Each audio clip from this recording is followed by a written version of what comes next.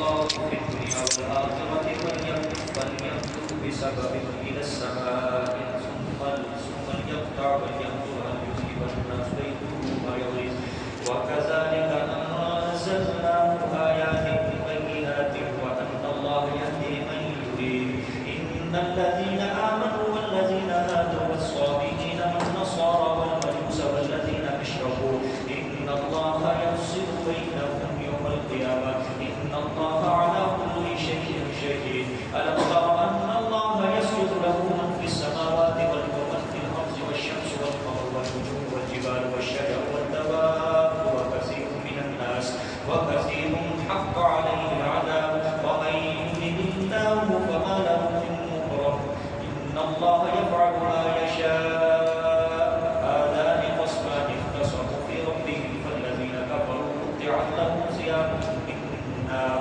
يصب من فوق رؤوسهم الحميم يصهر به ما في بطونهم والجلود ولهم مقامع من حديد كلما أرادوا أن يخرجوا منها من غم أعيدوا فيها وذوقوا عذاب الحريق إن الله يدخل الذين آمنوا وعملوا الصالحات جنات تجري من تحتها الأنهار محدد فيها من أساور من ذهب ولؤلؤا ولباسهم فيها حرير وهدوا إلى الطيب من القول وهدوا إلى صراط الحميد إن الذين كفروا ويصدون عن سبيل الله والمسجد الحرام الذي جعلناه للناس سواء العاكف فيه والباد ومن يرد فيه بإلحاد بظلم نذقه من عذاب أليم وإذ بوأنا لإبراهيم مكان البيت أن لا تشرك بي شيئا وطهر بيتي للطائفين والقائمين والركع السجود وأذن في الناس بالحج يأتوك رجالا وعلى كل ضامر يأتين من كل فج عميق ليشهدوا منافع لهم ويذكروا اسم الله في أيام معلومات على ما رزقهم من بهيمة الأنعام فكلوا منها وأطعموا البائس الفقير ثم ليقضوا تفثهم وليوفوا نذورهم وليطوفوا بالبيت العتيق ذلك ومن يعظم حرمات الله فهو خير له عند ربه وأحلت لكم الأنعام إلا ما يتلى عليكم فاجتنبوا الرجس من الأوثان واجتنبوا قول الزور حنفاء لله غير مشركين به ومن يشرك بالله فكأنما خر من السماء فتخطفه الطير أو تهوي به الريح في مكان سحيق ذلك ومن يعظم شعائر الله فإنها من تقوى القلوب لهم فيها منافع إلى أجل مسمى ثم محلها إلى البيت العتيق صدق الله العظيم.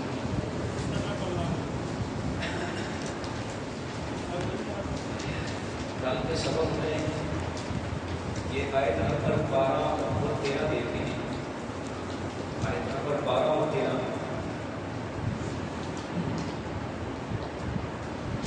پیچھے اللہ تعالیٰ نے ایک آیت میں فرمایا کہ لوگوں میں سے بعض ایسے ہیں جو عبادت کرتے ہیں اللہ کے کنارے پر.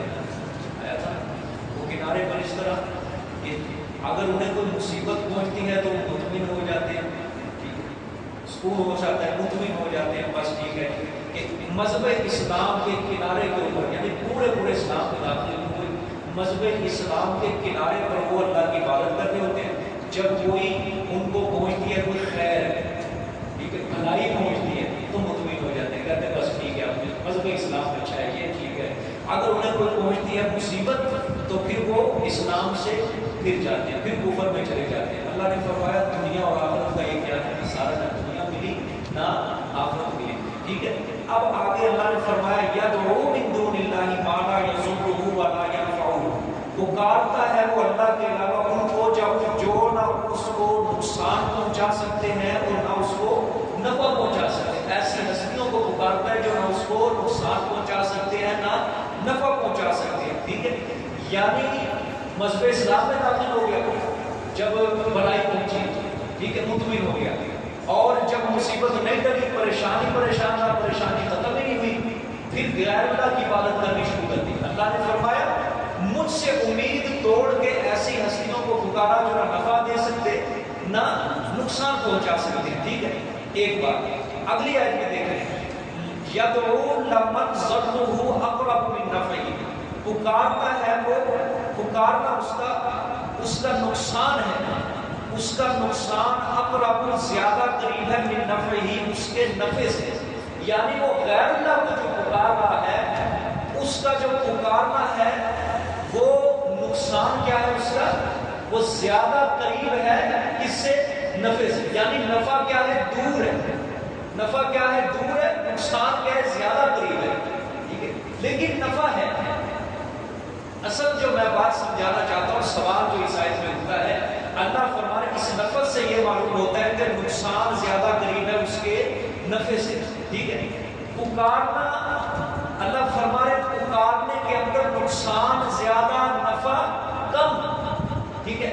نقصان زیادہ قریب نفع دور.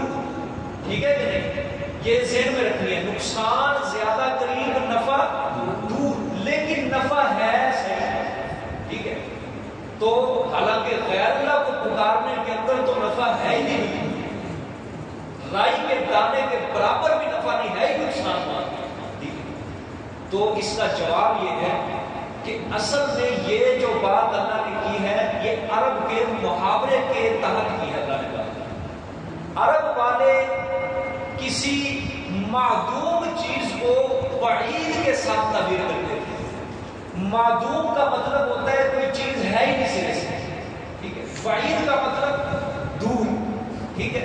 عرب والے کسی چیز کے نہ ہونے کو بعید کے ساتھ کیا کرتے تھے، دور کے ساتھ کیا کرتے تھے، تعبیر کرتے تھے. میں اس کی مثال بھی دیتا ہوں، یہ ہماری زبان میں بھی استعمال ہوتی ہے. مثال کے طور پر یہ موحدین کی مجلس ہے، یہاں کوئی مشرک انسان آ سکتا ہے. میں کسی سے پوچھوں ہاں بھائی فلانا وہ مشرک انسان ہے، وہ آیا تھا ہماری ترجمے کلاس میں، آپ مجھے کہیں گے بھائی وہ کہاں آ سکتا ہے، اس کا آنا تو دور کی بات ہے، اس کا آنا تو دور ہے. کیا مطلب ہے، آ ہی نہیں سکتا. اس کا آنا دور ہے مطلب کیا ہے، آ ہی نہیں سکتا. کہ نہ آنے کو دور کے ساتھ کیا کیا گیا، تعبیر کیا گیا. تو یہاں بھی اسی طرح ہے کہ اللہ تعالیٰ نے عربی لوگوں کی عادت کے مطابق معدوم نہ ہونے کو کس کے ساتھ تعبیر کیا، بعید کے ساتھ، دور کے ساتھ تعبیر کیا ہے. ٹھیک ہے. اللہ نے فرمایا کہ ان کے پکارنے میں نقصان زیادہ قریب ہے، نفع کیا ہے، دور ہے. کہ مطلب کیا، نفع ہے ہی نہیں، دور کی بات ہے. نقصان ہی نقصان ہے، نفع تو نفع تو کیا ہے، دور کی بات ہے، نقصان اس کا قریب ہے. ایک بات. دوسری بات اور سمجھو اسی آیت میں. پہلی آیت یدعو من دون اللہ ما لا یضر ولا ینفع، اللہ فرما رہے ہیں کہ ان کے پکارنے کو نہ نفع دے سکتے ہیں نہ نقصان دے سکتے ہیں. ٹھیک ہے. اور دوسری آیت میں اللہ نے فرمایا من نفعہ، کہ نفع ہے. تو سمجھو بات. اب یہ بھی بڑا سوال. یہ میں نے کل بتایا تھا نا کہ کسی پاگل بندے نے سوال کیا تھا جس کا دماغی توازن بھی ٹھیک نہیں. بات یہ ہے، اس کا جواب یہ ہے، پہلی آیت میں اور چیز کا ذکر ہے، دوسری آیت میں اور چیز کا ذکر ہے.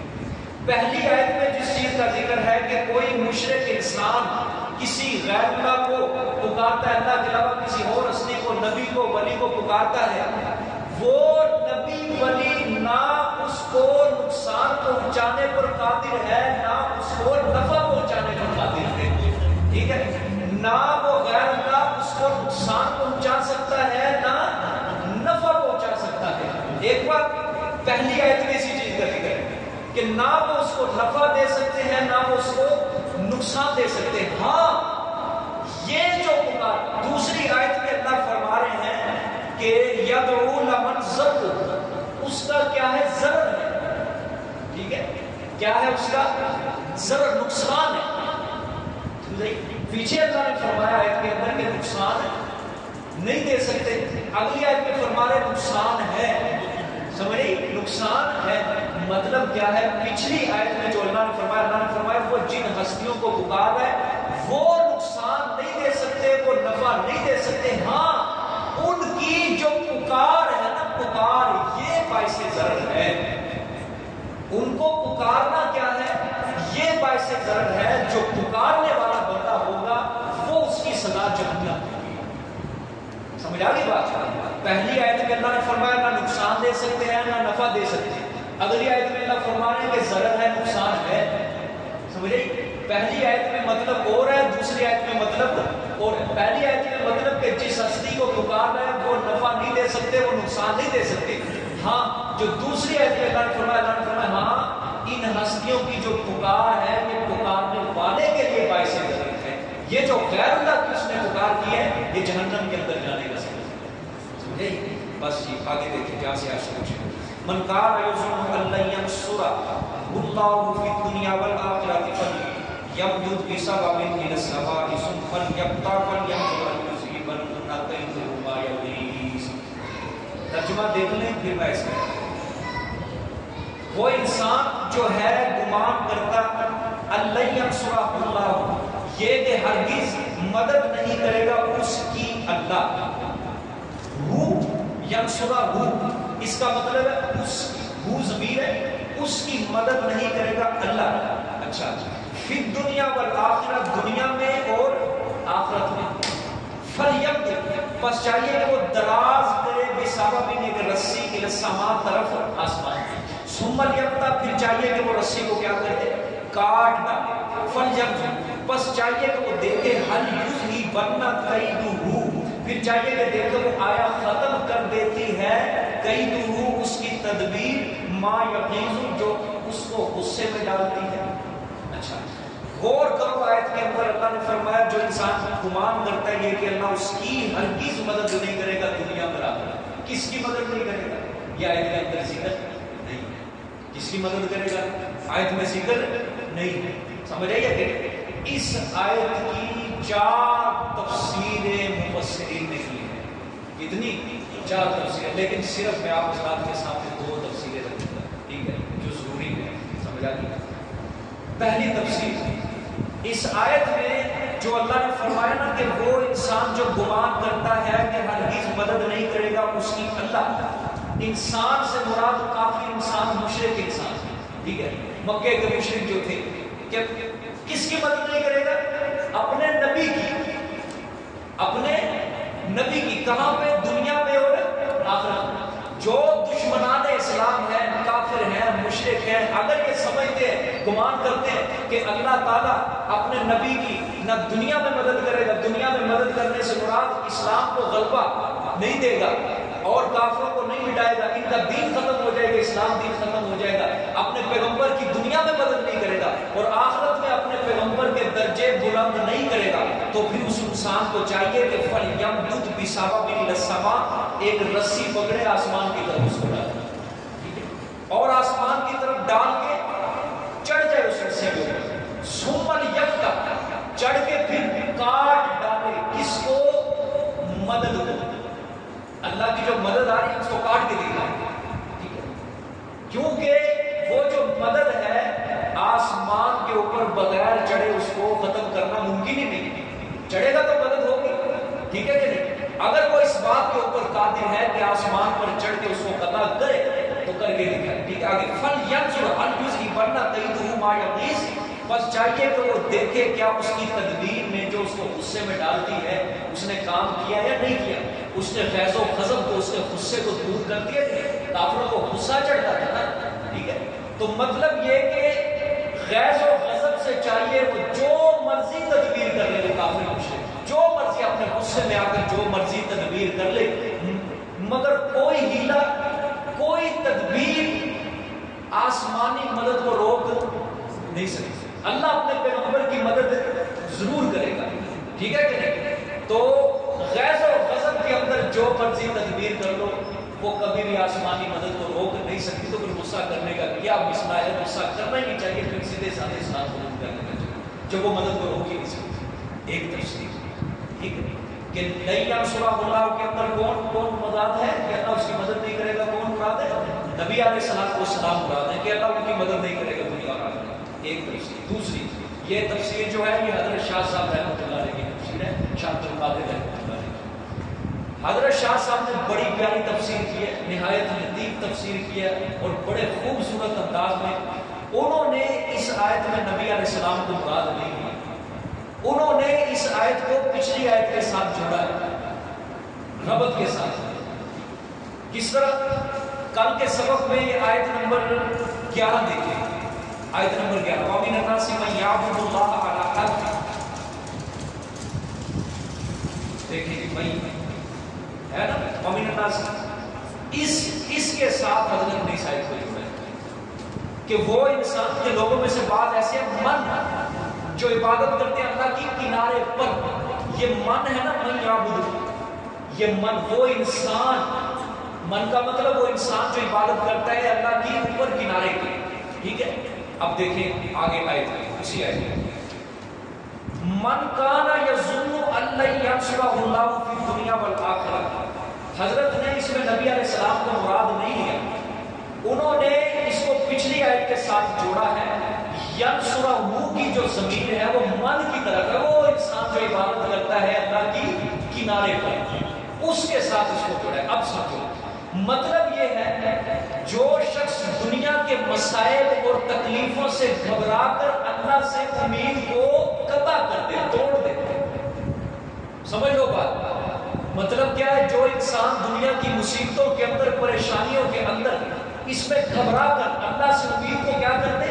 توڑ دے، اس کی بندگی چھوڑ دے، اللہ کی بندگی کو چھوڑ کر غیر اللہ کو پوجنے لگے، غیر اللہ سے مدد مانگنے لگے، اللہ نے فرمایا اس کی مثال ایسے ہے کوئی شخص اونچی رسی کے ساتھ لٹک رہا ہے، اب اوپر تو وہ نہیں چڑھ سکتا، اوپر تو نہیں چڑھ سکتا، ہاں اوپر سے کوئی رسی کھینچے پھر چڑھ جائے گا، اگر اس نے خود ہی رسی کاٹ دی تو پھر کوئی توقع نہیں ہے۔ اب سمجھو، سمجھ آ گئی نا بات سمجھ لو۔ اللہ نے فرمایا کہ جو انسان دنیا کے مسائل میں، مشکلات میں گھبرا کر اللہ سے امید کو کیا کر دیتا ہے؟ توڑ دیتا ہے، ٹھیک ہے، اور غیر اللہ کو پوجنے لگ جاتا ہے، اللہ کی بندگی چھوڑ دیتا ہے، اس کی مثال ایسی ہے جیسے کہ رسی لٹک رہی ہے آسمان کے ساتھ، اب وہ اس رسی کے ساتھ وہ لٹک رہا ہے، اب اوپر چڑھنا تو ممکن نہیں ہے، اوپر چڑھنا تو خود مصیبت سے نہیں نکل سکتا، پریشانی سے نہیں نکل سکتا، اوپر سے کوئی رسی کھینچے پھر چڑھ جائے گا، لیکن اگر اس نے خود ہی رسی کو کاٹ دیا تو پھر کیا ہو جائے گا؟ کوئی توقع ہی نہیں ہے چڑھنے کی۔ اب سمجھو میں اس کو فٹ کرنے لگا، رسی لٹک رہا ہے مطلب مصیبت میں، پریشانی میں، اوپر چڑھ نہیں سکتا مطلب کیا ہے؟ پریشانی سے خود نکل نہیں سکتا، اوپر سے کوئی رسی کھینچے مطلب اللہ اس کو مصیبت سے نکال دے، اللہ اس کو پریشانی سے نکال دے، ٹھیک ہے، یہ توقع ہے۔ رسی کو نہ چھوڑے، رسی کو چھوڑ دیا مطلب کیا ہو گیا؟ اللہ سے امید ہی توڑ دی اس نے، اللہ سے امید ہی توڑ دیا اس نے، ٹھیک ہے، رسی کو اگر خود ہی توڑ دیا اس نے، اللہ سے امید کو کیا کر دیا؟ چھوڑ دیا، اور اللہ سے جب امید کو چھوڑ دیا، اس کو تعبیر کیا غیر اللہ کو اس نے کیا کر دیا؟ شروع کر دیا ہے، پوجنا اس نے شروع کر دیا ہے، ٹھیک ہے، گویا آسمان کی طرف بلندی، یہ اشارہ ہے بارگاہ خداوندی کی طرف۔ دیکھو اسے چاہیے کہ وہ رسی کو دراز کرے آسمان کی طرف، چاہیے کہ کاٹ دے، کاٹنے سے مراد اگر اس نے خود کاٹ لیا رسی کو مطلب کیا ہوگا؟ اللہ سے امید کو کیا کر دیا؟ توڑ دیا ہے اس نے، ٹھیک ہے، اللہ سے امید کو کیا کر دیا؟ اس نے توڑ دیا، اور جب امید کو توڑ دیا، غیر اللہ کو پوجنا شروع کر دیا، پھر وہ اپنی توقع کو پہنچ نہیں سکتا، اپنی امید کو پہنچ نہیں سکتا۔ اللہ تعالیٰ فرمانا چاہتے ہیں انسان کو چاہیے کہ ایک کنارے پہ کھڑا ہو کے اللہ کی عبادت نہ کرے، دنیاوی پریشانیوں سے گھبرا کر اللہ سے امید کی رسی کو نہیں کاٹنا چاہیے اس کو، بلکہ اللہ سے پوری انسان کو کیا رکھنی چاہیے؟ امید رکھنی چاہیے، اور اللہ سے امید کو قطع کر کے غیر اللہ کی عبادت اس کو نہیں کرنی چاہیے، بالکل غیر اللہ کی عبادت اس کو نہیں کرنی چاہیے۔ یہ جو تفسیر کی ہے یہ حضرت شاہ عبد القادر رحمۃ اللہ علیہ نے تفسیر کی ہے، اللہ اپنی قبر پہ کروڑوں رحمتیں نازل فرمائے، کہ انہوں نے قرآن کے ربط کو دیکھ کے اس آیت کو پچھلی آیت کے ساتھ جوڑا ہے۔ جو پہلی تفسیر مفسرین نے کی ہے وہ اس آیت میں وہ لگتی ہی نہیں ہے تفسیر، کیونکہ آیت کے پچھلے سبق میں ہم نے کل جو سبق پڑھا ہے، نہ اس کے اندر نبی علیہ السلام کا کہیں تذکرہ ہے، نہ ماں باپ کے اندر نبی علیہ السلام کا تذکرہ ہے، پچھلی آیت میں جو تذکرہ ہے وہ اسی کا تذکرہ ہے کہ جو انسان کنارے پہ کھڑے ہو کے اللہ کی عبادت کرتا ہے، یعنی دنیاوی مشکلات سے گھبرا کر، پریشانیوں سے گھبرا کر اللہ کی عبادت کو چھوڑ دیتا ہے۔ حضرت نے عیسائی کو اس کے ساتھ کیا کیا ہے؟ فٹ کیا ہے۔ اللہ تعالیٰ ان کی یہ کاوش، یہ کوشش اپنی بارگاہ میں قبول و منظور فرمائے۔ آگے دیکھیں، سبحان اللہ، بڑی بات ہے یہ عطا الہی ہوتا ہے، یہ اللہ کی طرف سے کیا ہوتی ہے؟ عطا۔ حضرت شاہ صاحب نے اردو ترجمہ قرآن کا بر صغیر پاک و ہند میں سب سے پہلے محاورہ ترجمہ کیا۔ لفظی ترجمہ جو سب سے پہلا کیا ہے وہ ان کے بڑے بھائی نے کیا ہے، شاہ رفیع الدین رحمۃ اللہ علیہ، سب سے پہلا ترجمہ اردو جو قرآن با محاورہ جو ترجمہ کیا وہ شاہ عبد القادر نے کیا۔ 16 سال مسجد کے اندر بیٹھ کے دیوار کے ساتھ ٹیک لگا کے اعتکاف کی حالت میں انہوں نے قرآن کا ترجمہ کیا۔ 16 سال مسجد کی دیوار کے ساتھ ٹیک لگا کے اعتکاف کی حالت کے اندر قرآن کا ترجمہ لکھا، اور لکھنے والوں نے یہ بھی لکھا جس دیوار کے ساتھ ایک ہی جگہ بیٹھ کے انہوں نے ترجمہ لکھا، اس دیوار کے اندر ان کی ٹیک کی وجہ سے دیوار میں کھڑا پڑ چکا تھا۔ ایسی ایسی محنتیں کوششیں انہیں، اور حضرت شاہ ولی اللہ رحمۃ اللہ علیہ کو تو اللہ تعالیٰ نے بیٹے بھی عطا کیے، کمال کے بیٹے عطا کیے کہ ان کے بیٹوں کی بدولت ہی اللہ تعالیٰ نے پورے بر صغیر پاک و ہند میں اسلام کو پہنچایا ہے۔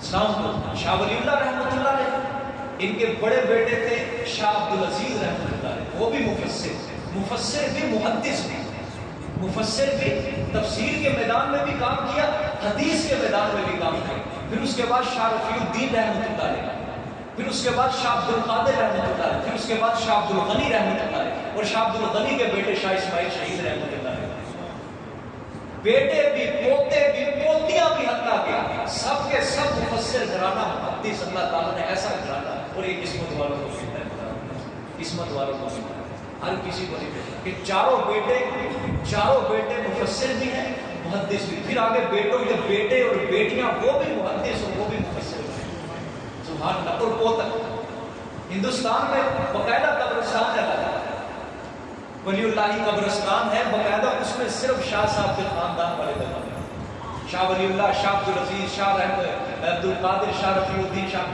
سب کی قبریں ایک قبرستان میں، اور وہ پوتا چلا ہوا ہندوستان سے جہاد کی غرض سے، وہ پہاڑوں سے چلتا چلتا چلتا پیدل بالا کوٹ کے پہاڑیوں کے اندر آ کے جام شہادت کو مشکل کیا۔ اللہ تعالیٰ کی حکمت ہے نا، اللہ دین کی سربلندی کے لیے چلے تھے۔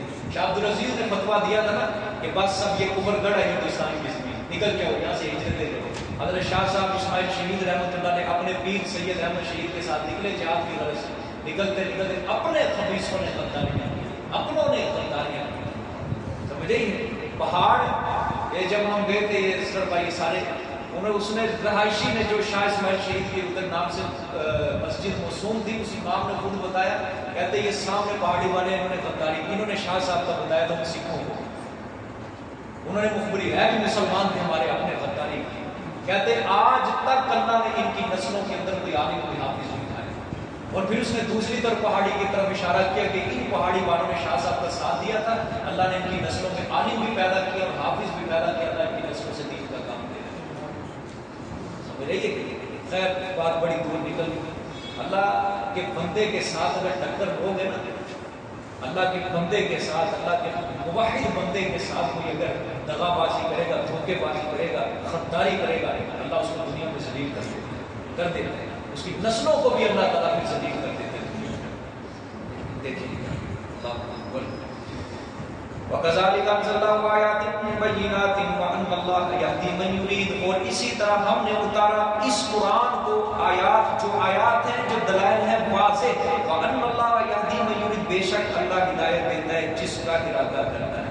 یعنی یہ قرآن جو ہے اس میں کوئی ابہام، کوئی اخفا نہیں رکھا ہم نے، جو شخص اس میں غور و فکر کرے گا اس کے سامنے حق صاف واضح ہو جائے گا۔ آگے تخفیف اخروی، ان الذین آمنوا والذین ہادوا والصابئین والنصارى والمجوس والذین اشرکوا ان اللہ یفصل بینہم یوم القیامۃ، بے شک وہ لوگ جو ایمان لائے، والذین ہادوا، اور وہ لوگ جو یہودی ہوئے، والصابئین اور صابی، والنصارى اور عیسائی، والمجوس اور مجوسی، والذین اشرکوا اور وہ لوگ جنہوں نے شرک کیا، ان اللہ بینہم یوم القیامہ، بے شک اللہ فیصلہ کر دے گا درمیان ان کے قیامت کے دن کے کون حق کے اوپر رہا کون باطل کے اوپر۔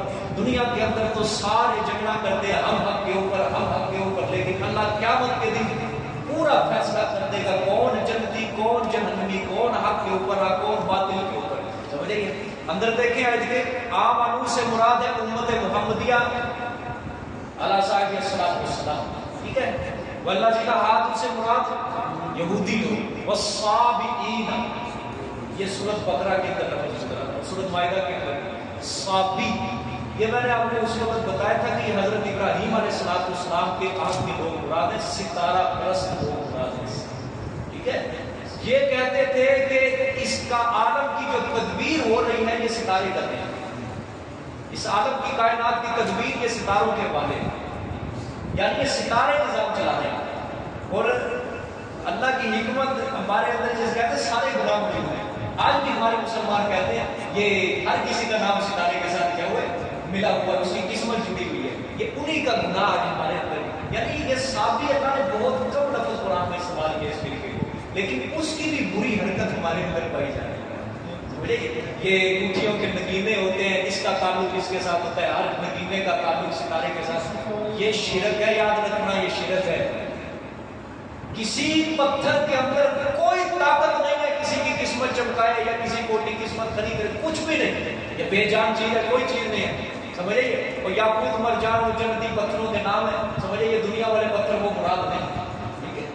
پتھر کیا حیثیت رکھتا ہے؟ کچھ بھی نہیں۔ حضرت عمر حجر اسود سے دنیا کا اور کوئی پتھر ہے اس سے زیادہ فضیلت والا، وہ جنت کا پتھر تھا، لیکن حضرت عمر نے اس کے سامنے کھڑے ہو کے کہا میں جانتا ہوں تو نہ کسی کو نفع دے سکتا ہے نہ نقصان پہنچا سکتا ہے، لیکن تجھے میں اس لیے چوم رہا ہوں کہ میرے پیغمبر نے تیرا بوسہ لیا، بس تجھ سے میرا کوئی غرض نہیں ہے، اگر میرے پیغمبر نے تیرے چومیا نہ ہوتا تو فاروق اعظم بھی تیرے کبھی نہیں۔ سمجھ رہیے؟ پتھر کے اندر کوئی طاقت نہیں ہے، کوئی فضیلت والی بات نہیں ہے، اس کے اندر جو کہے گا یہ پتھر یہ طاقت رکھتا ہے، یہ مردے سے پتھری نکالتا ہے، یہ بخار نہیں چڑھنے دیتا، اس کو دودھ کے اندر ڈالو 8 رنگ نکالتا ہے، سب کا سب شرک ہے، یہ کفر گڑھ کی باتیں، کوئی اس کا تعلق نہیں ہے۔ اور دوسری بات یہ گٹھیاں کٹھیاں جو ہیں سنت نہیں ہے، یاد رکھنا، میں نے آپ کو پہلے بتایا یہ کوئی سنت نہیں ہے، اگرچہ میں نے پہنی ہے، میں کہہ رہا ہوں یہ سنت نہیں ہے، سمجھے؟ یہ 4.5 ماشے تک مرد کے لیے چاندی کا استعمال جائز ہے، بس مرد کے لیے سونا بھی حرام ہے، مرد کے لیے مرد کے لیے لوہا بھی حرام ہے، پتل بھی حرام ہے مرد کے لیے پہننا، چین پہنے، ہاتھ کے اندر چھلا پہنے، جو مرضی پہنے، مرد کے لیے حرام ہے۔ آپ صلی اللہ علیہ وسلم نے فرمایا اگر کسی مرد نے سونا پہنا قیامت والے دن اللہ تعالیٰ اس کو آگ کا ہار پہنا دے گا، حرام ہے حرام ہے حرام ہے۔ 4.5 ماشے تک چاندی کا استعمال صرف مرد کے لیے جائے، سمجھ رہی ہے؟ لوہے کی کوئی چیز مرد اپنے ہاتھ میں نہیں ڈال سکتا، پتل کی سونے کی کوئی چیز اپنے ہاتھ کے اندر نہیں ڈال سکتا، یہ حرام کی چیز، سمجھ رہی ہے؟ اگر کسی کے ہاتھ میں ابھی پڑی ہوئی ہے وہ ابھی بھی نکال سکتا ہے کہ گناہ کی حالت کے اندر وہ بیٹھا ہوا ہے، نماز ایسی حالت میں بالکل جائز نہیں ہے پڑھنا، سمجھے؟ کسی پر یہ حرام چیز تو کسی حالت میں جائز نہیں ہوتی، سمجھ آئیے؟ بالکل یہ حرام ہے اور ایسی باتوں کے اوپر بالکل اعتبار نہیں کرنا چاہیے۔ والنصارى اس سے مراد کیا ہے؟ عیسائی، والمجوس اس سے مراد آتش پرست جو آگ کی پوجا پاٹ کیا کرتے تھے، یعنی یہ ایرانی لوگ مراد ہیں، یہ آپ صلی اللہ علیہ وسلم کے دور میں فاروق اعظم کے دور میں آتش پرست کی آگ کی پوجا پاٹ کیا کرتے تھے۔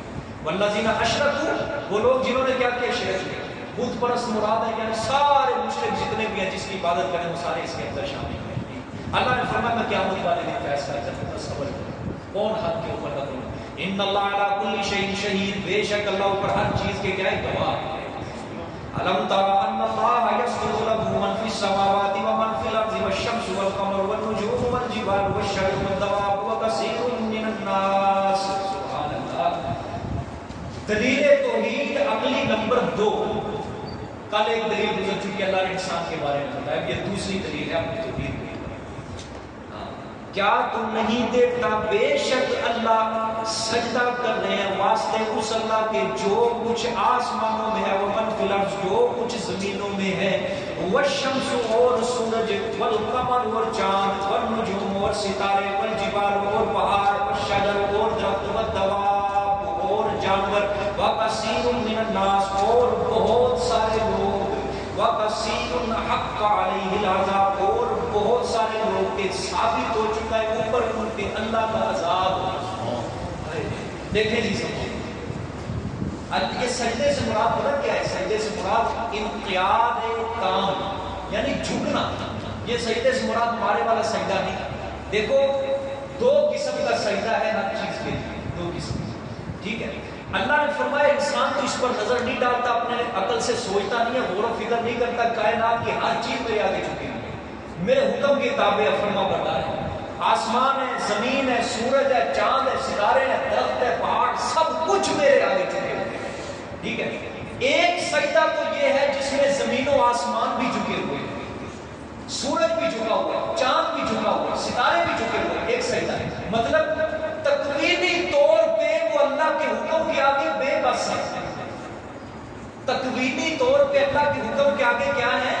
بے بس ہے، ان کا بے بس ہونا ہی اللہ کے آگے کیا ہے؟ سجدہ ہے، اسی کو سجدہ کہا ہے۔ مثال کے طور تکوینی طور پہ اللہ کے حکم کے آگے بے بس، مطلب اللہ نے سورج کی فطرت میں یہ بات رکھ دی کہ تو نے صرف تپش ہی دینی ہے، تو نے ٹھنڈی روشنی نہیں دینی، تپش نہیں۔ سورج بے بس ہے، سورج چاند کی روشنی اختیار نہیں کر سکتا، سورج ٹھنڈی روشنی نہیں دے سکتا۔ اللہ تعالیٰ نے چاند کے ذمے یہ لگا دیا، اس کی فطرت میں رکھ دی، تو نے ٹھنڈی روشنی دینی ہے، تو نے سورج والی تپش تو نہیں دینی۔ چاند بے بس ہے، چاند وہ سورج والی تپش دے ہی نہیں سکتا۔ ستارے کو اللہ تعالیٰ نے یہ اس کے حکم میں رکھ دیا، اس کے فطرت میں بات رکھ دی، تو نے بس جگمگانا ہے، تو نے چمکنا ہے، تو نے سورج نہیں بن کے دکھانا، تو نے چاند نہیں بن، یہ بے بس ہے۔ کیا ہے یہ سجدہ ہوگا؟ دوسرا سجدہ، دوسرا سجدہ اللہ کے حکم کے تابع ہے، اللہ کے حکم کے کیا ہے؟ یہ تابع، اللہ نے جو کام ان کے ذمہ لگا دیا یہ کر رہے ہیں۔ سورج کے ذمہ جو کام ہے سورج کر رہا ہے، ٹھیک ہے؟ چاند کے ذمہ جو کام ہے چاند کر رہا ہے۔ کبھی سورج کو آپ نے دیکھا کہ سورج کے نام بابا اگلے مہینے میں نہیں آنا، مجھے بھی ریسٹ کر لینا ہے کبھی نہیں۔ سورج کو اللہ نے ذمہ، تم نے صبح کو طلوع ہونا ہے، شام کو تمہیں غروب، تمہیں اپنی پٹری کے اوپر چل کے بس اپنا کام پورا کرنا۔ چاند کے ذمہ، ستاروں کے ذمہ، پہاڑ، سمندروں کے ذمہ، ہواؤں کے ذمہ، بادلوں کے، اللہ نے ڈیوٹی لگا دی۔ ایک یہ سیدھا کہ ہر کوئی اس کے اوپر۔ انسان کی بات کرو، انسان بھائی ہر انسان جو ہے نا، ہر انسان اللہ کے حکم کے آگے جھکا ہوا ہے۔ ایک اعتبار سے ایک ہے سجدہ تکوینی، ایک ہے سجدہ تشریعی۔ انسان کے دو سجدے ہیں۔ تکوینی طور پہ ہر انسان چاہے کافر ہے چاہے مشرک ہے وہ اللہ کے آگے جھکا ہوا ہے۔ مطلب اگر اللہ فیصلہ کر دے فلانا انسان بیمار ہو جائے گا، وہ کہہ سکتا ہے کہ نہیں میں نے نہیں بیمار ہونا، میں کل ہوں گا، کہہ سکتا ہے چل بھائی ہسپتال جا، داخل ہو جا، تجھے دل کا آتا، کہہ سکتا ہے نہ بابا میں نہیں، میں کل کو چلا۔ اللہ نے کہا اس کو اٹیک ہوگا، اس کو فلانے منٹ میں، فلانے سیکنڈ میں، دوپہر کو، رات کو، شام کو اس کو اٹیک ہونا ہے۔ تو انسان کہہ سکتا ہے نہ جب میں بچ جاؤں مجھے اٹیک نہ ہو، جھکا ہوا ہے، کوئی نکل کے دکھائے اللہ کے دائرے سے۔ یہ ہے تکوینی طور پہ سجدہ۔ ایک تشریعی طور پہ سجدہ ہے، اس میں مومن سجدہ کر رہا ہے، کافر سجدہ جو شریعت نے سجدہ کر۔ دیکھو اب اوپر آیت میں اللہ نے فرمایا وَكَثِيرٌ حَقَّ عَلَيْهِ الْعَذَابُ، اور بہت سے لوگ کے ثابت ہو چکا ہے اوپر ان کے عذاب، ٹھیک ہے؟ کیوں؟ بوجہ انقیاد تشریعی نہ ہونے کے، شریعت کے آگے وہ جھکا نہیں ہے، اس وجہ سے ان کے اوپر کیا ہو چکا ہے؟ عذاب لاحق ہو چکا ہے ان کے اوپر کہ وہ میرے آگے جھکے نہیں ہیں، میرے آگے انہوں نے حکم نہیں مانا۔ اللہ نے انسان کو دیکھو کیسے گردن مروڑ کے اللہ تعالیٰ نے پکڑا، دیکھ ظالم انسان، پوری کائنات میرے حکم کے تابع، آسمان میرے حکم کے تابع، زمین میرے حکم کے تابع، ستارے میرے حکم کے تابع، سورج پوری کائنات کو روشن کرتا ہے، میرے آگے جھکا ہوا ہے، تو کس بات کی بری ہے؟ تو میرے آگے کیوں نہیں جھکتا؟ تو کیوں تکبر کرتا ہے؟ ٹھیک ہے، تکبر، اللہ کے حکم کو نہ ماننا، اس چیز کا نام تکبر۔ خلاصہ بتا، اللہ نے کہا سجدہ کر، اس نے کہا نہیں کرتا۔ اللہ نے کہا کیوں نہیں کرتا؟ اس نے کہا میں بڑا ہوں، میں آگ سے پیدا ہوا، یہ مٹی سے، تکبر۔ اللہ کے حکم کا انکار کرنا کیا ہے؟ تکبر۔ جو اللہ کے حکم کو نہیں مانے گا وہ تکبر کر رہا ہے۔ اللہ نے کائنات کا حوالہ دیا، پوری کائنات میری تابعدار ہے۔ اگر تکبر کرنا ہوتا یہ آسمان کرتا جو بغیر ستون لیکن یہ میرے حکم پہ کیا ہے؟ کھڑا ہوا ایک جگہ پہ. اگر یہ تکبر کرتا، میرا حکم توڑتا، یہ گر جاتا تیرے اوپر، یہ اس کا تکبر. لیکن یہ آسمان کا ایک جگہ پہ رہنا، یہ کیا ہے؟ میرے حکم کے آگے جھکا ہوا ہے. اگر تکبر کرنا ہوتا سورج نے کرتا، سورج نے کرنا تھا. تیری طاقت سورج کے آگے کچھ بھی نہیں ہے ایسا، سورج نے کرنا تھا، لیکن وہ بھی میرے حکم کے تابع چل رہا ہے. اگر تکبر کرنا ہوتا یہ بڑے بڑے پہاڑ کرتے، لیکن وہ بھی میرے حکم کے تابع کھڑے ہوئے. تو کس بات کی بنیاد تیرے اندر ہے کیا تجھے پتہ نہیں؟ تو میرا حکم نہیں مانتا. سمجھ رہی ہے کہ اللہ اکبر. اتنی اتنی بڑی شاندار سڑکیں بناتے ہیں پہاڑوں کے ارد، کٹائی کری، بم بلاسٹ کر کے شاندار. اللہ کی طرف سے حکم آتا چل بھی لینڈ سلائڈنگ ہو جائے طرف سے. ساری محنت برباد ہو جائے. کر لو آج کیا کرنا. سال سال 2-3 سال محنت کرتے ہیں سڑک بنانے میں، کٹائی پہاڑ کی کرتے ہیں، سڑک بناتے ہیں، ٹھیک ہے. اللہ کی طرف سے حکم آتا ہے چل بھی 2-4 پتھر گر جائے، ساری سڑک کا بیڑا کر لو. کیا محنت کرنا، کیا انسان. اللہ دکھاتا ہے یہ ساری نشانی. اور قرآن میں آتا ہے یہ جو پتھر پہاڑوں سے گرتے ہیں یہ اللہ کے خوف سے گرتے ہیں، اپنی مرضی سے نہیں گرتے، اللہ کے خوف سے گرتے ہیں. کوئی پکڑ سکتا ہے کوئی انسان اس پتھر کو روک سکتا ہے؟ آگے دکھائے کہ اللہ کے حکم کیا ہے. یہ اللہ انسان کو دکھاتا ہے. آگے دیکھو اللہ نے فرمایا ان کے اوپر عذاب کیا ہو گیا میرا ثابت ہو چکا ہے. وَمَن يُهِنِ اللَّهُ فَمَا لَهُ مِن مُّكْرَمٍ. اور وہ انسان جس کو اللہ ذلیل کر دے، فَمَا لَهُ مِن مُّكْرَمٍ، پس نہیں ہے کوئی واسطے اس کے عزتیں دینے والا. جس کو اللہ نے ذلیل کر دیا، اللہ اس کو، اللہ کے علاوہ کوئی اس انسان کو عزت نہیں دے سکتا. اللہ اکبر. اس آیت سے یہ بھی سمجھو پیچھے اللہ نے بتایا کہ میرے آگے جھکنے سے، میرا حکم ماننے سے جو انکار کرے گا میں نے ان کے اوپر عذاب لکھ دیا. اصل ذلت، اصل رسوائی انسان کی وہی ہے کہ جب اللہ تعالیٰ اس کو اپنے دین سے دور کر دے. غور سے دیکھو، اس میں مال کا، دنیا کا تذکرہ ہی نہیں ہے، اس میں اللہ کے دین کا. دیکھو وَكَثِيرٌ حَقًّا، سجدے کی آیت ہے نا، سجدے کی آیت ہے. سجدہ اس کے اندر اللہ نے بیان کیا، یعنی جھکے ہوئے ہیں، میرا حکم مان رہے ہیں سارے. کوئی انسان ان کے اوپر عذاب میرا کیا ہو چکا ہے؟ ثابت ہو چکا ہے. اور میں نے ان کو کیا کر دیا؟ ذلیل ہی کر دیا. اپنے دین سے میں نے ان کو دور کر دیا ہے. اور جس کو میں نے ذلیل کر دیا، اپنے دین سے دور کر دیا، اس کو کوئی ہدایت دینے والا نہیں، اس کو کوئی عزت دینے والا نہیں. سمجھ آئیے کہ نہیں؟ اللہ اکبر. اصل ذلت اور رسوائی انسان کی اسی وقت شروع ہوتی ہے جب اللہ اس کو اپنے دین کی دولت سے محروم کر دیتا ہے. جب اللہ اس کو قرآن سے دور کر دے، حدیث سے دور کر دے، اسلام سے دور کر دے، انسان کی ذلت اور رسوائی شروع ہو جاتی ہے. سمجھ رہے یہ لاکھ روپے کا نقصان ہوا، کروڑ روپے کا نقصان ہو گیا، یہ صرف دنیا کی حد تک ہے. اگر اس کا ایمان خراب ہو گیا یہ آخرت کا ہمیشہ کے لیے نقصان ہو جاتا ہے، وہ ہمیشہ کے لیے ذلیل ہو جاتا ہے، جس کو آج سمجھنے کے لیے انسان تیار نہیں ہے. اصل ذلت اور رسوائی انسان سمجھتا نہیں ہے میری ذلت رسوائی ہے کیا. میری ایک نماز چھوٹ گئی یہ میری ضلالت ہے، میرا ایک قرآن کا درس چھوٹ گیا یہ میری ضلالت ہے، میں نے جان بوجھ کے جو چھٹی کی ہے یہ میری ضلالت ہے. یہ انسان نہیں سمجھتا، یہ اس کو سمجھانے کے لیے. اللہ اکبر. ان اللہ یفعل ما یشاء، بے شک اللہ کرتا ہے جو چاہتا ہے، اس کی مرضی ہے، اسے کوئی سوال کرنے والے، جو چاہتا ہے کرتا ہے. زمین کو کوئی مجال نہیں. آج تک زمین نے بھی اللہ سے یہ سوال نہیں کیا کہ یا اللہ مجھے پستی کے اندر تو نے کیوں بنایا، اور آسمان کو تو نے بلندیوں کے اوپر کیوں بنایا، اس نے کون سی تہمت کی جو تو نے اس کو اوپر کھڑا کر دیا مجھے نیچے کیا. آج تک زمین نے کبھی سوال کیا؟ کبھی آسمان نے سوال کیا مجھے اوپر کیوں لٹکا دیا؟ کیا کبھی زمین نے مجھے نیچے کیوں کر دیا؟ کیا کبھی سورج نے سوال ربا یہ کی میں اوپر اوپر تھلے غروب کیا؟ نہیں کیا. یہ انسان ہی بدبخت ہے، انسان ہی بدبخت ہے، ایک جگہ پہ ٹکتا ہی نہیں ہے، ٹکتا ہی نہیں ہے. کبھی آگے کبھی پیچھے، کبھی دین سے معلوم ہے، کبھی دنیا کے اندر لگا ہوا ہے، کبھی نمازیں چھوڑ رہا ہے، کبھی نہیں چھوڑ رہا، اور اللہ سے سوال کرتا ملتا ہے تو نے اس کو عزت دیا ہے، مجھے کیوں بے عزت کر دیا، میرے اوپر کیوں مصیبت ہے، یہ ہوا فلاں ہوا. انسان یہ شکوے شکایت دیتا ہے. اللہ جس کو ذلیل کرتا ہے، اللہ جس کو ذلیل کرتا ہے. سمجھ رہے اصل معلومی جو کیا ہے دین سے اللہ کو. اسی آیت کے تفسیر مجھے یاد آ گیا، ہمارے استاد نے اسی کی ترجمے تفسیر کے اندر ایک واقعہ سنایا تھا، بڑا لرزا دینے والا واقعہ. ہمارے استاد نبی مفسر ان کے استاد میں مفسر تھے، یا ان کے والد محترم جو تھے مفسر تھے. ان کا مدرسے کے پیچھے ایک پارک بنا ہوا تھا.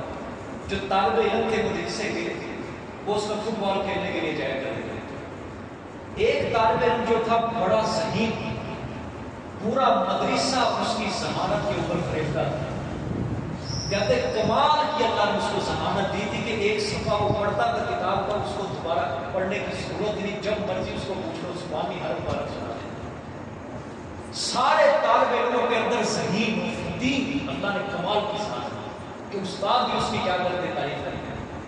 فٹ بال کھیلتے تھے، ایک بار وہ بھی چلا کے تو ہمارے استاد کہتے ہیں میرے والد محترم نے ان کو سب طالب علموں کو بلایا تو انہوں کو منع کیا طالب علموں کو کہ دیکھو بھائی یہ فٹ بال جو ہے نا یہ انگریز کا کھیل ہے، یہ مسلمانوں کا کھیل نہیں ہے، لہٰذا اس کو چھوڑ. کہتا وہ جو ذہین طالب علم تھا اندر گیا لائبریری کے اندر فتاوا کی کتاب اٹھا کے لایا، پرانے بزرگان نے دی. اس نے کتاب لا کے فتوا دکھایا اپنے استاد کو، مقابلہ کس سے کرے استاد سے. فتوا دکھایا کہ حضرت دیکھو یہ فتوا لکھا ہے بڑے بڑے علماء کرام نے کہ اگر کھیل کو جسم کی ورزش کے لیے کیا جائے تو یہ جائز ہے، ہاں اگر اس سے محبت رکھو گے کھیل سے تو پھر یہ ناجائز ہوگا. اس نے کہا فتوے تو یہ کہتے ہیں. تو ہمارے استاد محترم کا پھر میرے والد محترم نے اس کو سمجھایا کہ دیکھو بھائی ایک ہوتا ہے فتوا اور ایک ہوتا ہے تقویٰ. ایک ہوتا ہے فتوا، فتوے کی حد تک ٹھیک ہے یہ کھیل جائز ہے، لیکن تقویٰ بھی تو کوئی چیز ہے کہ کافروں والا کھیل ہے ہم کیا کھیلیں. اس نے کہا اب تقویٰ جو ہوتا ہے، جو تقویٰ جس کو اللہ نصیب کر دے وہ صوفی ہوتا ہے، اور وہ بھی بڑے صوفی ہوتے ہیں. انہوں نے کہا بھائی صوفیاء کرام کے نزدیک یہ کھیل ٹھیک نہیں ہے، تقوی کے لحاظ سے یہ کھیل ٹھیک نہیں ہے. اس نے آگے سے لفظ دیکھو کیا ہوتا ہے. اس نے کہا یہ کیا صوفی صوفیوں کا بھی کوئی دین ہوتا ہے. بس اس نے اپنے استاد کے آگے یہ رکھ دیا، بس یہ رکھ دیا اتنا کہ صوفی بھی کوئی دین ہے ان کا. بس یہ لفظ کہنا تھا. کچھ دنوں کے بعد وہ مدرسے سے نکل گئے. اب آگے سنتے جانا. کچھ مہینوں کے بعد اسی استاد کو جس نے اس نے کہا تھا صوفیوں کا بھی کوئی دین، اسی کو خبر پہنچی کہ وہ جو میرا ذہین طالب علم تھا وہ دہریہ بن چکا ہے. مشرک نہیں، مشرک کو قرآن نے پھر بھی مخاطب کیا. دہریہ کس کو کہتے ہیں؟ جس کو قرآن نے بھی مخاطب نہیں کیا. بھیانک مجھے کہ خدا کے وجود کا کیا ہو گیا، انکار کر دیا.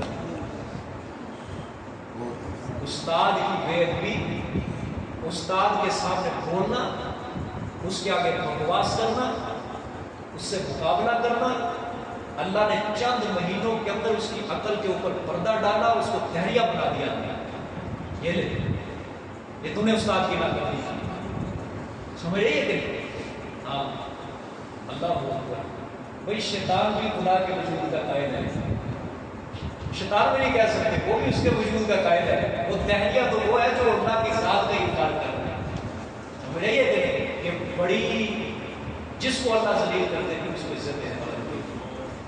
پھر جب استاد کو خبر پہنچی کہ میرا شاگرد دہریہ، کہتے جب اس نے مجھے یہ کہا تھا نا کہ صوفیاء کو بھی دین ہے، کہتے مجھے اسی دن سے خطرہ پڑ گیا تھا. بس اب اس کی عزت ذلت اللہ کے ہاتھ میں، بس اب کوئی نہ کوئی حادثہ اور سانیہ اس کے ساتھ پیش آنے والے ہیں. بات کرنے کا مقصد یہ ہے اصل ضلالت، اصل ذلت اور رسوائی انسان کی وہی ہے کہ جب وہ ایمان سے ہاتھ دھو گئے. اصل ذلت اور رسوائی وہی ہے جو اسلام سے ہو گیا ہو یہ دور، اور استاد کی ناقدری کا اس کو یہ نتیجہ ملا ہے. اور یقین کرو ہمارے سامنے ایسے واقعات بڑے ہیں جو کہ ہم پڑھنے پڑھانے والے ہیں. جس نے استاد کی قدر نہیں کی اللہ نے اس کو ذلیل کیا. خدا کی قسم اٹھا کے کہتا ہوں اللہ نے ذلیل کیا. چاہے اللہ اس کے قدموں میں دنیا ڈال دے، لیکن اللہ نے اس کو قرآن کی دولت سے، نمازوں کی دولت سے، عبادات کی دولت سے، دین کی دولت سے اللہ نے محروم کر دیا. اس کے دل کو اپنے دین کی محبت سے خالی کر دیا. اور ایک اور بات میری یاد رکھ لیں، دنیا کے استاد کے اندر اور دین کے استاد میں زمین و آسمان کا فرق ہے. زمین و آسمان کا. دنیا کا استاد مثال کے طور پہ آپ نے کسی سے موٹر سائیکل کی ورکنگ کا کام سیکھا ہے، گاڑی کی ورکنگ کا کام سیکھا. اگر موٹر سائیکل ورکنگ جس نے آپ کو سکھایا اگر وہ آپ سے ناراض ہو گیا، نقصان اس کے اندر بھی ہے کہ آپ وہ فن کبھی سیکھ نہیں سکتے، کبھی اس کے اندر کامیابی حاصل نہیں کر سکتے. لیکن وہ صرف دنیا کا نقصان ہوگا.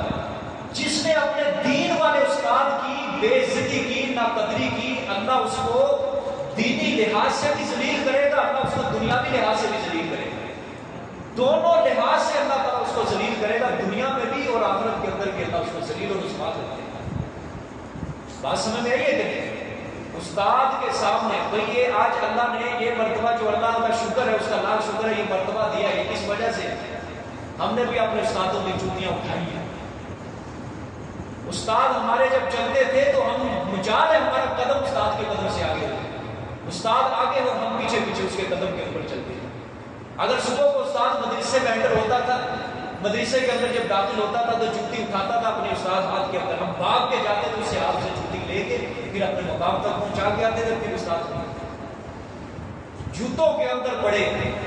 ہم نے استاد کی قدر کی، ادب کیا، آج اللہ نے یہ مقام دیا، اور یہ محبت جو اللہ نے مجھے دی ہے یہ خالص محبت دی ہے اللہ نے مجھے، یہ مجھے دین کی، یہ دنیا کی محبت نہیں ہے، کسی کو مجھ سے مفاد مطلب لینے کے لیے مجھے کوئی نہیں آتا، سمجھ رہی ہے؟ اور یہاں پہ ہر کوئی آتا ہے دین کی طرف حاصل کرنے کے لیے، دین کی ہرس اور لالچ کے اندر آتا ہے، اور یہی محبت جو ہے اللہ اسی محبت کو چاہتے ہیں۔ اور یقین کرو میں ان بچوں کو بھی یہی تربیت دیتا ہوں، یہی تربیت دیتا ہوں کہ خدا کے لیے اپنے استاد کے سامنے جھوٹ نہیں بولنا۔ میں ان کو یہ بھی کہتا ہوں چاہے کسی کا قتل کر کے آ گیا، میرے سامنے سچ بول دینا، فلانے بندے کرے گا، مطلب یہ نہیں قتل کرنا، میں کہہ رہا ہوں جتنا مرضی بڑا گناہ کر کے آ جو میرے سامنے سچ بول دینا، سچ نہیں بڑی۔ استاد کے سامنے کبھی بید بھی نہ کرنا، کبھی اس کے سامنے اونچا بولنا، کبھی اس کی آواز سے اپنی آواز کو اونچا نہ کرنا۔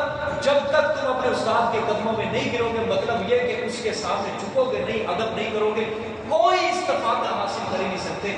میں گارنٹی دیتا ہوں پورا قرآن اگر وہ سمجھ لے لیکن اس کے دل میں استاد کا ادب نہیں، اس کو کبھی بھی استفادہ اور فائدہ ہو ہی نہیں سکتا، وہ خانہ پوری کر سکتا ہے بس۔ علم وہی ہے جس سے انسان کو فائدہ پہنچے، وگرنہ علم شیطان کے پاس بھی پڑا ہے۔ علم کی بنیاد پہ کوئی انسان عالم نہیں بنتا، عمل کی بنیاد پہ انسان عالم بنتا ہے۔ اگر کوئی کہے نا علم کی بنیاد پہ انسان عالم بنتا ہے تو پھر شیطان سے بڑا دنیا میں عالم کوئی نہیں کہ جس بدبخت کو تورات کا بھی پتا تھا اصل تورات کون سی، جس کو انجیل کا بھی پتا تھا اصل انجیل کون سی، جس کو زبور کا بھی پتا ہے۔ آج تک تو ہمیں نہیں پتا، یہ بدلی ہوئی ہے۔ اس نے تو حضرت آدم کو بھی دیکھا ہے، اس نے تو حضرت نوح علیہ السلام کو بھی دیکھا ہے، اس نے حضرت ہود، حضرت صالح، آپ صلی اللہ علیہ وسلم، صحابہ کرام، اولیاء کرام سب کو دیکھا اس نے۔ اگر علم کی بنیاد پہ کوئی عالم بنتا تو شیطان سے بڑا دنیا میں عالم کوئی نہیں۔ علم کی ہاں عالم انسان تب ہی بنتا ہے جب انسان کیا کرے، عمل کرے، عمل کی بنیاد پر۔ تو خیر میں بات یہ کہنا چاہتا ہوں کہ خدا کے لیے کبھی بھی اپنے استاد کے سامنے بڑا نہ بولنا، اس کی قدر کرنا، سمجھ آئیے، اس کا ادب کرنا، تو تب ہی انسان علم سے استفادہ کر سکتا ہے۔ وگرنہ ہمارے پاس پڑھتے ہیں طالب علم، حفظ والے پڑھتے ہیں، ماں باپ پتہ کیا کرتے ہیں آگے، ہمیں جھوٹا ڈالتے ہیں اور اپنے بچے کو سچا کرتے ہیں، ہاں، اور ہم پھر اللہ دکھاتے ہیں ان کو، اللہ اس کے بچے کو ذلیل کر دیتا ہے، نہ وہ دنیا کا کام کرتا ہے، سیدھا ماں باپ کو جواب دیتا ہے جاؤ ہم نے دنیا کا، جاؤ ہم اسکول پڑھتے، اور دین کے لحاظ سے ان کو معلوم ہو جاتا ہے۔ سمجھ آئیے کہ نہیں؟ ماں باپ یہی سمجھتے ہیں میرا بچہ بس سچا ہے، میرا بچہ سچا ہے، استاد جھوٹا ہے، استاد کی غلطی ہے، میرا بچہ سچا ہے، میرے بچے کی کوئی غلطی ہے نہیں، یہ تو فرشتہ ہے، یہ تو گناہوں سے معصوم ہے، اس کی کوئی غلطی نہیں، استاد غلط ہے، اس کو غلط راستے کے اوپر چلائیں گے، اور پھر بچے کی ذلت اور رسوائی کے دن اسی وقت سے شروع ہو جاتے ہیں جب ماں باپ اپنے بچے کو سچا ثابت کرتے ہیں، استاد کو غلط ثابت کرتے ہیں۔ سمجھا کیا استاد کو؟ امام ابو حنیفہ رحمۃ اللہ علیہ وقت کے بڑے امام گزرے، امام صاحب بعض نصیحت کر رہے تھے بیٹھ کے تختے کے اوپر، سامنے علماء کی مجلس لگی ہوئی ہے، ایک بچہ ہے، بچہ چھوٹا سا، وہ بچہ کبھی آ رہا ہے کبھی جا رہا ہے مجلس میں، کبھی آ رہا ہے، لیکن جب وہ بچہ مجلس میں آتا ہے امام صاحب اٹھ جاتے ہیں، کھڑے ہو جاتے ہیں، وہ بچہ مجلس سے نکلتا ہے امام صاحب پہ بیٹھ جاتے ہیں۔ علماء نے شاگردوں نے پوچھا حضرت یہ تو بچہ یہودی کا ہے، اب اس کے استقبال میں جب یہ آتا ہے کھڑے ہو جاتے ہیں، آپ یہ جب جاتا ہے بیٹھ جاتے ہیں۔ امام صاحب نے کہا یہودی کا بچہ ہے، امام صاحب نے کہا اگرچہ یہ یہودی کا بچہ ہے لیکن اس کا باپ میرا استاد ہے، اس کا باپ میرا کیا ہے، استاد ہے، میں اس چاہے یہودی ہے لیکن استاد ہے، میں نے اس سے سیکھا ہے جو مرضی سیکھا ہے، لیکن مجھے اس نے فن سکھایا، مجھے اسے علم سکھایا، میرا استاد ہے، میں اپنے استاد کے بچے کے بھی استقبال کے اندر یہ بھی میں یہی سمجھتا ہوں کہ میں اپنے استاد کا ہوتا، اور اللہ نے یوں ہی مقام دیا، مرتبہ دیا کہ جس کو آج کروڑوں کی تعداد میں اس کی تعبیر کو آج لوگ لے کے چل رہے ہیں، قرآن و حدیث کی تعبیر ایک پورے مسلک کی بنیاد بنی ہوئی مسلک منی اللہ نے مقام دیا. جنازہ جیل سے اٹھا تھا حضرت امام صاحب جیل سے، سمجھے زہر کا پیالہ دیا گیا، جیل سے جنازہ اٹھایا گیا. یہ مقام بھی نہیں ملتے، یہ قدموں کے اندر استاد کے پڑھنا پڑتا ہے تب ہی علم آتا ہے، مگر نہ بیٹھ کے کوئی سیکھ لے میرے سامنے. جب تک ادب نہیں کرے گا کوئی تو کبھی بھی کوئی استفادہ کر نہیں سکتا، کبھی نہیں کر سکتا. آ جائے گا پورا قرآن بھی اگر اس کے سینے کے اندر علم کی لحاظ سے آ گیا، لیکن نفع نہیں دے سکتا اس کو، کیونکہ اصل علم وہی ہے جو انسان کو نفع دے. حضور دعا کیا کرتے تھے میرے پیغمبر، اللہم انا نسألک علما نافعا، اے اللہ میں تجھ سے اس علم کا سوال کرتا ہوں جو مجھے نفع دے. اس علم کا سوال کرتا ہوں جو مجھے نفع دے. سمجھ آئی ہے؟ استاد کی ناقدری جس نے، خاص کر دینی استاد کی جس نے ناقدری کی ہے، اللہ نے اس کو دنیا کے اندر بھی برباد کیا، اللہ نے اس کو آخرت کے لحاظ دینی لحاظ سے بھی برباد کیا ہے. استاد کی کبھی غلطی نہ نکالنا، کبھی غلطی نہ نکالنا. اگرچہ استاد غلط بھی ہو لیکن فرما بردار شاگرد کا کام کیا ہے؟ استاد محترم آپ نے ٹھیک فرمایا ہے، بس میں غلط ہوں. فرما بردار شاگرد کا کام، اگرچہ استاد کے اندر غلطی اس کو نظر آئی ہے، شاگرد کا کام نظر. یہی ادب ہے، یہی ادب اس کو بڑا مقام دے گا، یہی ادب بڑا مقام ہے. مگر نہ ریڈیو والے کھڑے ہیں، پوچھ لو ان سے جا کے بھائی ریڈی کیوں لگاتے ہو؟ وہ یہی کہتے ہیں پڑھتے ہوتے سی استادہ نے بڑا ستایا، آج اس میں کام کرتے ہیں. پوچھ لو جا کے، نہ دنیا نہ دین، کچھ اللہ ذلیل کر دیتا ہے، کر دیتا ہے ذلیل اللہ تعالیٰ اس کو. سمجھے؟ اگرچہ استاد کی پہنوں کے اندر بھی وہ پڑھنے والا ہو نا، ہوش کے اندر بھی، لیکن جب دل سے ادب نہیں کرے گا اللہ اس کو ذلیل کرے گا. کسی کھاتے کا اللہ نہیں چھوڑتا، کسی کھاتے اللہ. اور وہ سمجھتا ہے کہ مجھے عزت مل گئی ہے، استاد کی بے ادبی سے عزت مل گئی ہے، استاد کی بے ادبی سے میں اونچا ہو گیا ہوں، میں عزت والا ہو گیا ہوں، مجھے تو اتنا پیسہ، مجھے دنیا میں کہاں بے عزت ہوں. یا ذہن میں بٹھا لو، اللہ بے عزت بندے کو بے عزت نہیں کرتا، اللہ عزت دے کے اس کو بے عزت کرتا ہے. جو پہلے ہی بے عزت ہے اس کو بے عزت کرنے کا کیا فائدہ؟ اللہ اس کو چڑھاتا ہے، پہلے عزت مقام دیتا ہے، عوام کے اندر اس کو مقام دیتا ہے، لوگوں کے اندر اس کی محبت ڈالتا ہے، دلوں کے اندر محبت ڈالتا ہے. اچانک جب اس کو استاد کی بے ادبی کی سزا ملتی ہے، اچانک اللہ اس کی عقل کے اوپر پردہ ڈالتا ہے، اس سے ایسا گناہ ہوتا ہے جو اللہ عوام میں مشہور کر دیتا ہے. اللہ تعالیٰ کی اس کو اسی وقت ہی جو عزت بنی بنائی ساری خواب کے اندر ملا کر پہلے اللہ اٹھاتا ہے، مقام دیتا ہے، عزت دیتا ہے. مزہ تو تبھی ہے نا کہ عزت مند کو بے عزت کیا ہے، پلیز مزہ. بے عزت کو ذلیل کرنے کا کیا کرے؟ وہ پہلے بھی ذلیل انسان ہے. اس بات کو سمجھو خدا کی. دیکھیں یہ سجدہ بعد میں کریں گے. ہاذان قسمان اختصموا فی ربہم فالذین کفروا قطعت لہم ثیاب من نار. اللہ اکبر. اب یہ دو جھگڑنے والے ہیں.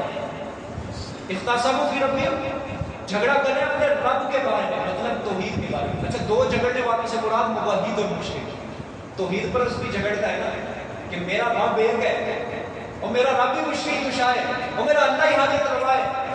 یہ تیرے جو معبود ہے نا خود ساختہ، یہ کچھ نہیں کر سکتے. وہ بھی جھگڑتا ہے توحید کے اور مشرک بھی جھگڑتا ہے توحید کے اندر. نہ بابا، اللہ بھی مشرک کشا ہے اور یہ بھی کچھ نہ کچھ ہے. ان کو بھی کچھ نہ کچھ پلے رکھو، ان کو خالی نہ چھوڑو. مشرک بھی جھگڑتا ہے، ٹھیک ہے.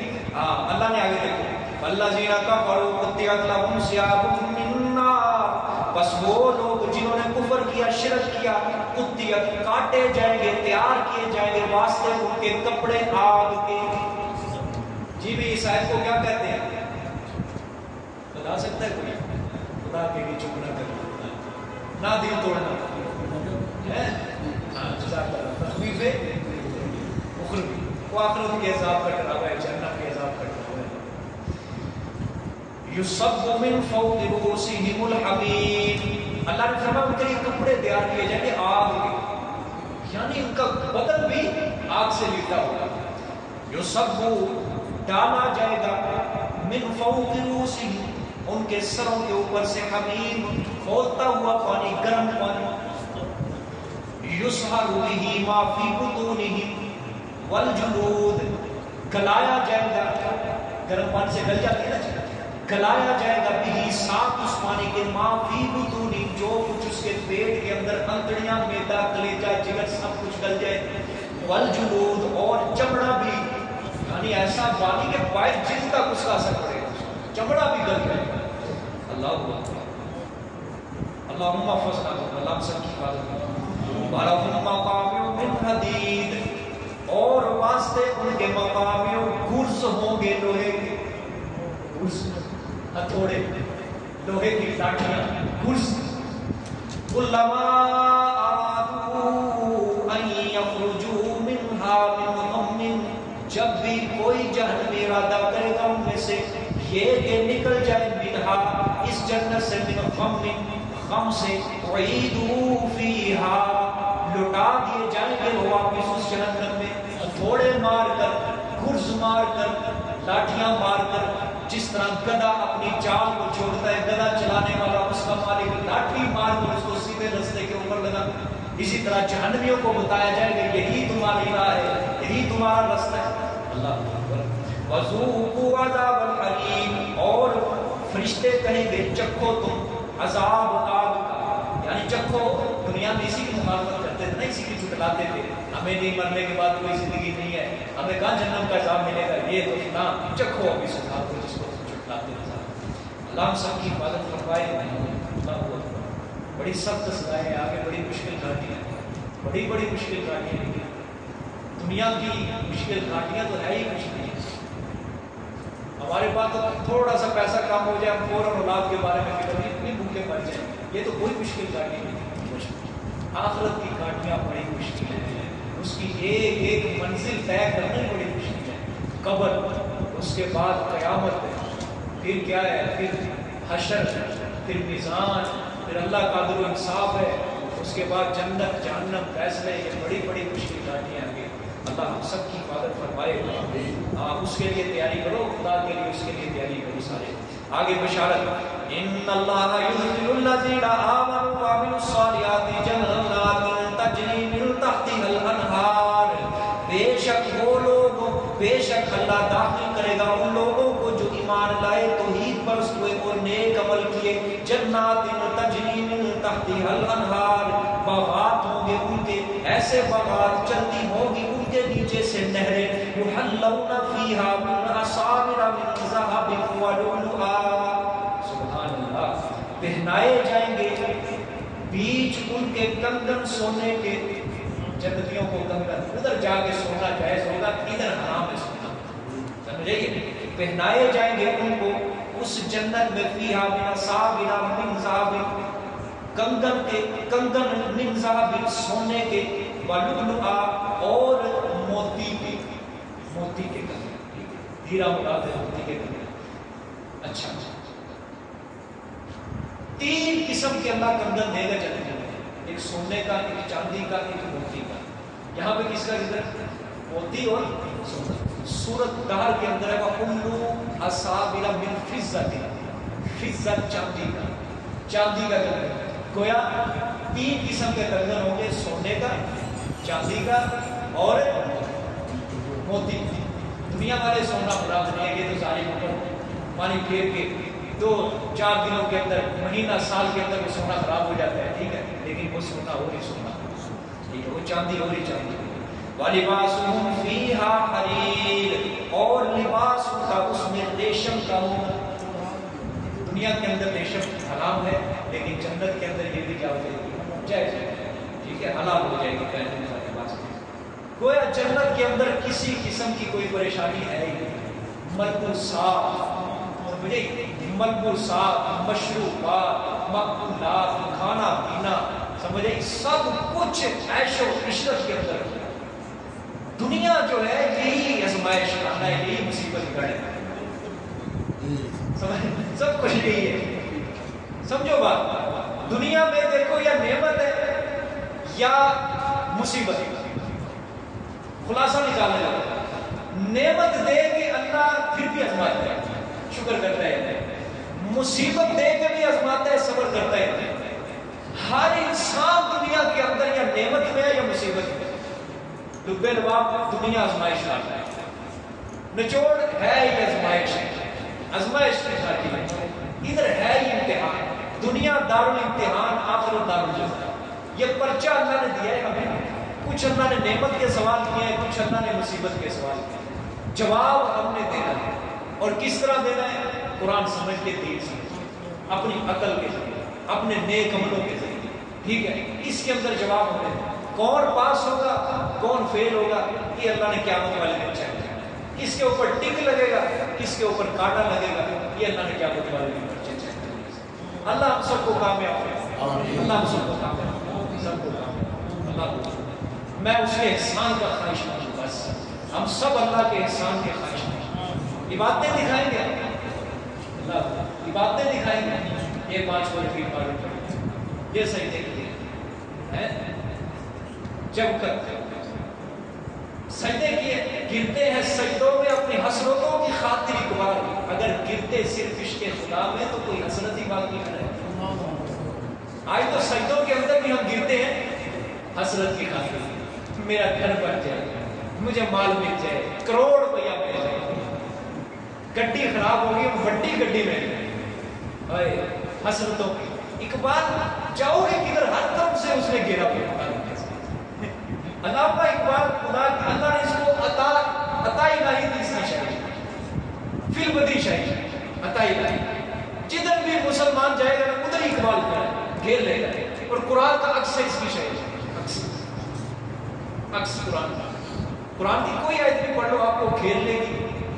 بندہ شک میں پڑ جاتا ہے یار میں اور یہ قرآن میں کدھر, میں کافروں والے کام کروں. دنیا آزمائش کا جنت میں کوئی کسی قسم کی پریشانی نہیں, کوئی کسی قسم کی پریشانی نہیں, کوئی پریشانی.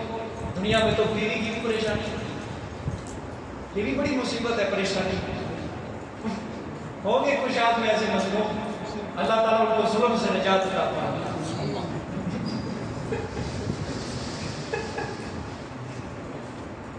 وہ ایک بیوی تھی نا عورت, نماز پڑھ لی مسجد کے اندر, دعا کے لیے ہاتھ اٹھائے, ابھی دعا ہی مانگی, ہاتھ نیچے کر دیا. اس کے خامن نے دیکھ لیا.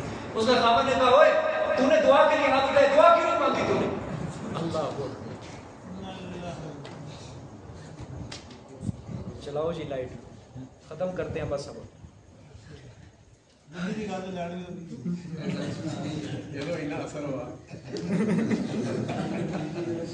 ایک موبائل مجھے پکڑا دے بس, یہ ختم کرتے ہیں. بشارت ہے اللہ کو. اس عورت نے ہاتھ نیچے کر لیے. اس کے خامد نے کہا تو نے ہاتھ کیوں نیچے کیے, دعا کیوں نہیں مانگی؟ اس نے کہا میں دعا کرنے لگی تھی اللہ آپ کی ساری پریشانیاں دور کرے, پھر مجھے کو خیال آیا کہیں میں ہی نہ مر جاؤں.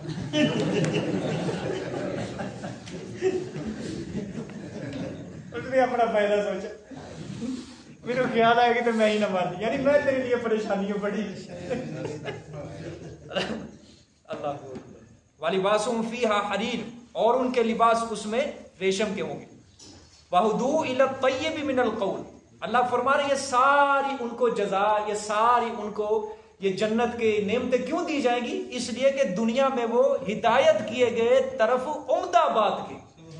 عمدہ بات سے مراد توحید کی طرف ان کو ہدایت دی گئی تھی. انہوں نے اللہ کی توحید کو قبول کیا, گلے سے لگایا, سینے سے لگایا, اس وجہ سے آج یہ دنیا کی نعمتیں ان کو مل رہی ہیں. وَهُدُوا إِلَى صِرَاطِ الْحَمِيدِ, اللہ اکبر, اور ہدایت کیے گئے طرف حمید, اچھے رستے کے, تعریفوں والے رستے. یعنی توحید والا جو رستہ ہے اللہ کے نزدیک یہ تعریفوں والا رستہ ہے. آج اسی لیے جنت کی نعمتوں سے استفادہ حاصل کرنے. جزاک اللہ.